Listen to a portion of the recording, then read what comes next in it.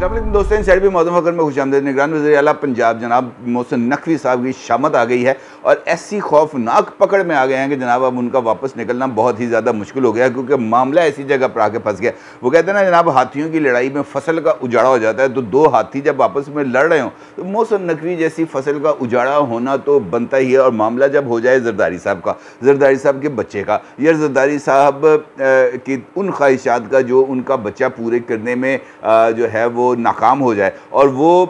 उस ख़ास मौके पर आकर अपनी नाकामी का इजहार करे जहां पर जरदारी साहब को अपने बच्चे के ताउन की सबसे ज़्यादा ज़रूरत हो, तो मामला कुछ ज़्यादा गंभीर हो जाता है। और यही वजह है कि कल शाम को अचानक मोहसिन नकवी साहब को दुबई के लिए प्रवास पकड़ना पड़ेगी, क्योंकि उनकी तलबी कर ली गई थी आसिफ अली जरदारी साहब की तरफ से, और आसिफ अली जरदारी साहब की तलबी के नतीजे में मोहसिन नकवी साहब को धड़ाधड़ जनाब यहाँ से जो वजाहतों की जो पोटलियाँ हैं उनको तैयार करके जो है वो दुबई जाना पड़ा। मामला कुछ इसके में थोड़ा सा इस तरह से ख़राब होता हुआ नज़र आ रहा है कि बिलावल साहब हैं गुज़िश्ता 2 दिनों से लाहौर में, और लाहौर में मौजूदगी के दौरान बिलावल साहब से बहुत सारे लोगों ने मुलाकात की, जिसमें पाकिस्तान पीपल्स पार्टी से ताल्लुक़ रखने वाले बहुत से सीनियर अरकान मौजूद थे। और इन मुलाकातों के अंदर बिलावल साहब को ये बात बताई गई कि जनाब पंजाब के अंदर हमारा 1 टके का काम नहीं हो रहा। जब जहाँ पर मोहसिन नकवी साहब से बात की जाती है कि जनाब हमें हमारा ये वाला काम है, ये कर दें, हमारे फ़लाँ हल्के के अंदर सोलिंग और नहीं है, ये करवा दें, या किसी तरह के भी जो भी काम होते हैं ट्रांसफ़र पोस्टिंग्स के, वो मोहसिन नकवी साहब हमारे लगा देते हैं ट्रक की बत्ती के पीछे, ये कहते हुए कि जनाब रूल्स के मुताबिक इसको देखेंगे क्या करना है क्या नहीं करना। कवायद इस बात की इजाज़त नहीं दे रहे। सेक्रेटरी साहब कहते हैं कि जनाब ये जो मामला है ये कानून का मुनाफी है। इस तरह के जो जवाब हैं वो तलाश किए जाते हैं, जबकि दूसरी तरफ की बात अगर की जाए तो उनकी तो मुँह से बात निकलती नहीं है, उनके मामला पर अमल हो जाता है। और दूसरी तरफ यकीनी तौर पर पाकिस्तान तहरीक इंसाफ नहीं है बल्कि मुस्लिम लीग नून है। इसका मतलब ये है कि जरदारी साहब और मुस्लिम लीग नून के दरमियान फ्यूचर के अंदर एक नई खींचातानी होने जा रही है। और इस हवाले से बिलावल साहब की तरफ से जरदारी साहब के साथ जो रब्ता किया गया, उनको ये बात वाज़े तौर पर ये जो तहफ़्फ़ुज़ात से पीपल्स पार्टी पंजाब की लीडरशिप से ये उनको आगाह किए गए, और उनको ये बात बताई गई कि जनाब जब आप लाहौर आ रहे थे तो उस वक़्त माल रोड और नहर के ऊपर जहाँ से आपने गुजरना था वहाँ पर ख़ुसूसी तौर पर आपके लिए खैर मकदमी बैनर्स और पोल साइंस लगाए गए, लेकिन आपके गुजरते साथ ही वो पोल साइंस और वो जो बैनर्स हैं वो तमाम के तमाम जो रूट है उससे हटा दिए गए। अगर वो 2-4 दिन वहाँ पर लगे रहते तो कम से कम पीपल्स पार्टी की पंजाब में प्रेजेंस और ख़ासतौर पर लाहौर में प्रेजेंस से कुछ ना कुछ कोई इम्पेक्ट क्रिएट होता। ये सारी की सारी रिपोर्ट्स पहुंच गई आसिफ अली जरदारी साहब पर, और आसिफ अली जरदारी साहब ने मोहसिन नकवी साहब को कर लिया है तलब। और इसका मतलब यह है कि अगली एक नई सियासी लड़ाई यहाँ पर होने जा रही है शुरू। और अगर ये रिपोर्ट जो आसिफ अली जरदारी साहब को दी गई है, आसिफ अली जरदारी साहब इसको सीरियस ले लेते हैं, फिर खासी हद तक मामला जो हैं वो यहाँ पर गड़बड़ होंगे। और इलेक्शन से पहले ये जो हुक्मरान इत्तेहाद है इसके टूटने के, इसके बिखरने के खासी हद तक इम्कानात पैदा हो जाएंगे। इसके साथ साथ जो हुकूमत है उसकी मुश्किलात कुछ दूर होती हुई नज़र नहीं आ रही। जो बजट है, बजट के ऊपर भी पीपल्स पार्टी की तरफ से शदीद तरीन रिजेंटमेंट का मुजाहरा किया गया है, और आसिफ अली जरदारी साहब और पीपल्स पार्टी की दीगर लीडरशिप की तरफ से शहबाज शरीफ साहब को ये बात बावर कराई गई है कि जनाब हमारी तरफ से जो जो चीज़ें बजट के अंदर इनकॉर्पोरेट करने के लिए रिक्वेस्ट की गई थी, हमारी किसी भी चीज़ को इसके अंदर शामिल नहीं किया गया। और अगर हमारे जो मुतालबात हैं उनको इसमें शामिल नहीं किया जाता तो फिर हमारे लिए ज़रा प्रॉब्लम हो जाएगी और आपके लिए भी प्रॉब्लम क्रिएट हो जाएगी। और शायद यही वजह है कि इसहाक डार साहब की तरफ से कल जो कायमा कमेटी बराए ख़जाना थी सेनेट की, जिसको पीपल्स पार्टी के ही सेनेटर सलीम मांडवी वाला उसको हेड करते हैं, वहाँ पर इसहाक डार साहब गए और इसहाक डार साहब ने जाकर वहाँ पर अपना नुक्ता नज़र पेश किया, ये कहते हुए कि जनाब हम एक जियो पॉलिटिकल सिचुएशन का शिकार हैं और यहाँ पर हमें शदीद तरीन दबाव का सामना है। दबाव का सामना तो होगा। देखें, जो थानेदार है, थानेदार से जब आप लड़ाई करेंगे तो उसका नतीजा यही होगा कि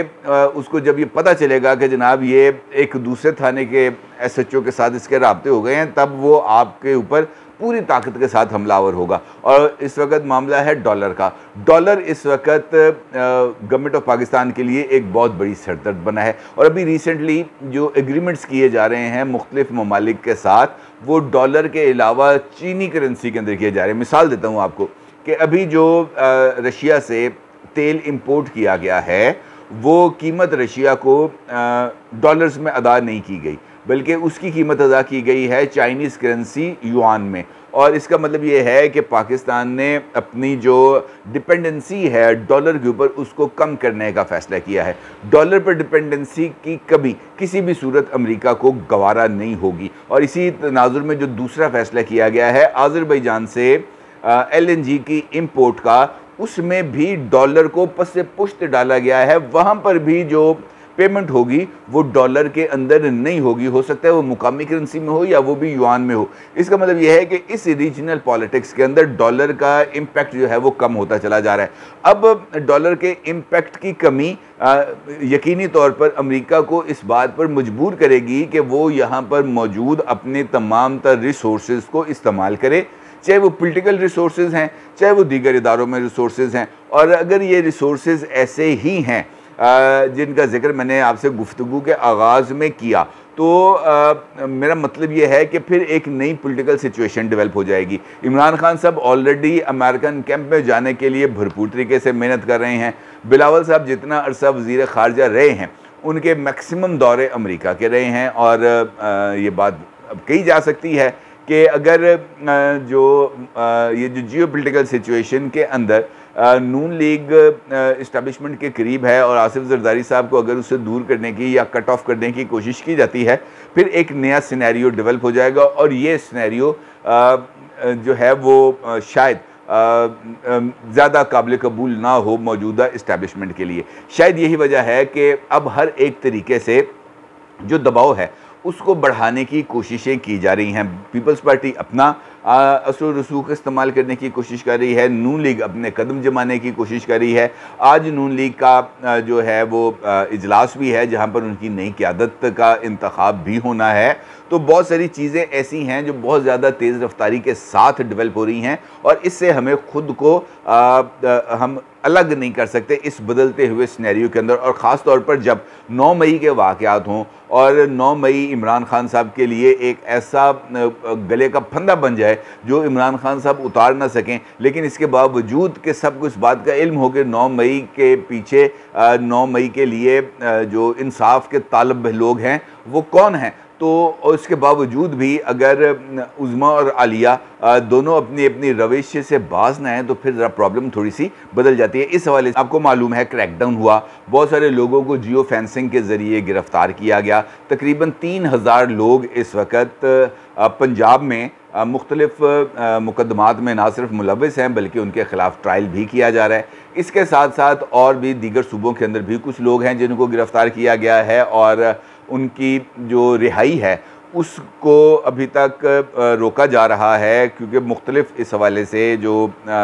सिलसिले हैं वो लोग ये कहते हैं कि जनाब जब तक ये खुरा मुकम्मल तौर पर ये जो चेन है एक दूसरे के साथ जुड़ेगी नहीं, उस वक्त तक किसी को इतनी आसानी के साथ इस सिस्टम से बाहर निकलने की इजाज़त नहीं दी जाएगी। लेकिन ये बात भी सामने आ रही है कि पाकिस्तान की जुडिशरी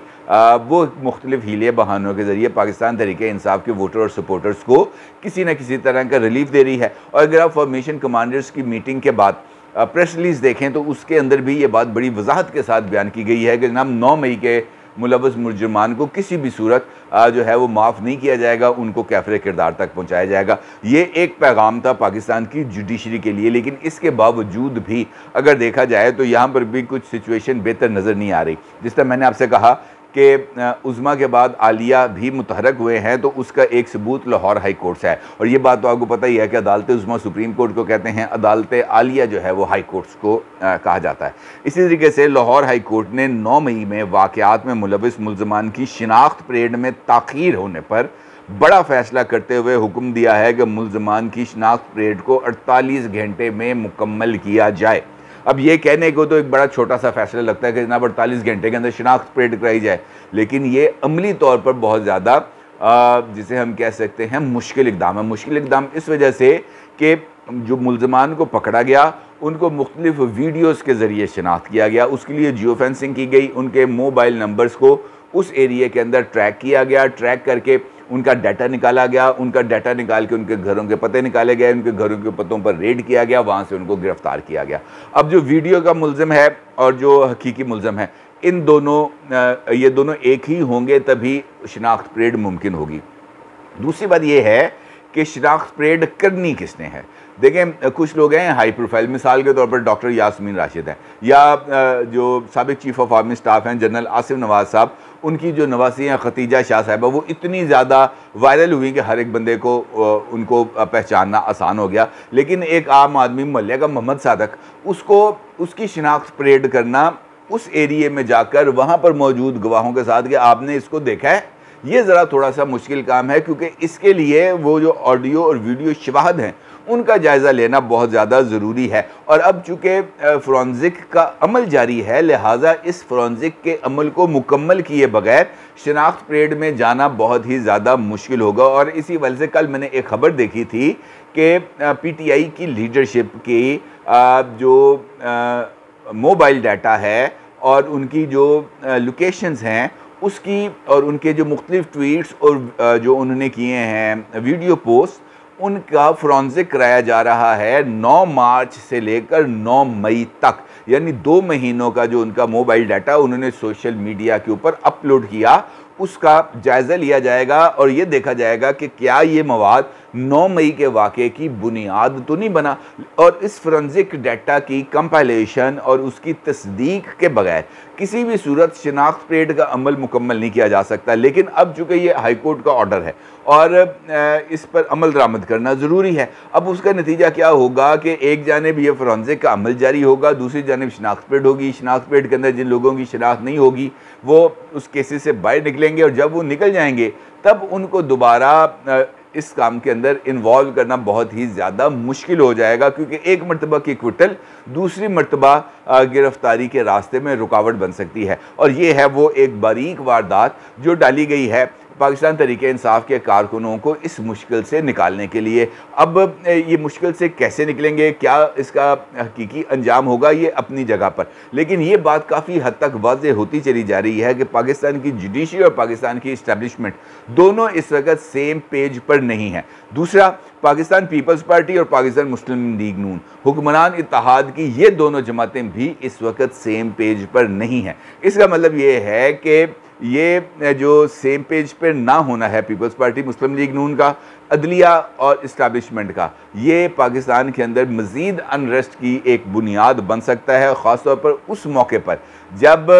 हुकूमत के ख़ात्मे के अंदर चंद हफ्ते बाकी रह गए हैं। 12 अगस्त को हुकूमत की तारीख़ का आखिरी दिन होगा और उसके बाद नए इलेक्शंस कॉल होने हैं। इसका मतलब ये है कि इन दिनों के अंदर कुछ नई पेशरफ्त होगी, इमरान खान साहब के ऊपर क्रैकडाउन तेज़ होगा और हुक्मरान इत्तेहाद के अंदर दरारें और ज़्यादा बढ़ेंगी, और इसके नतीजे में जो इंतखाबी माहौल है वो आएगा। क्योंकि अब ये जो ज़िम्मेदारी है मईशत की, मेरा ये ख्याल है कि कोई इसको कबूल करने के लिए तैयार नहीं होगा और हर एक बंदा दूसरे के ऊपर इसका इल्ज़ाम आयद करेगा, ये ज़िम्मेदारी फ़लाँ की थी, ये ज़िम्मेदारी फ़लाँ की थी, हमारा तो कोई रोल नहीं था, हमारे तो मशवरे नहीं माने जाते थे। इस तरह की एक नया सिलसिला शुरू होने जा रहा है और देखें इस सिलसिले का इख्तिताम कहाँ पर होगा। अब फिर आगे ज़रूर इज़हार कीजिएगा। आपका बहुत शुक्रिया। अल्लाह हाफ़िज़।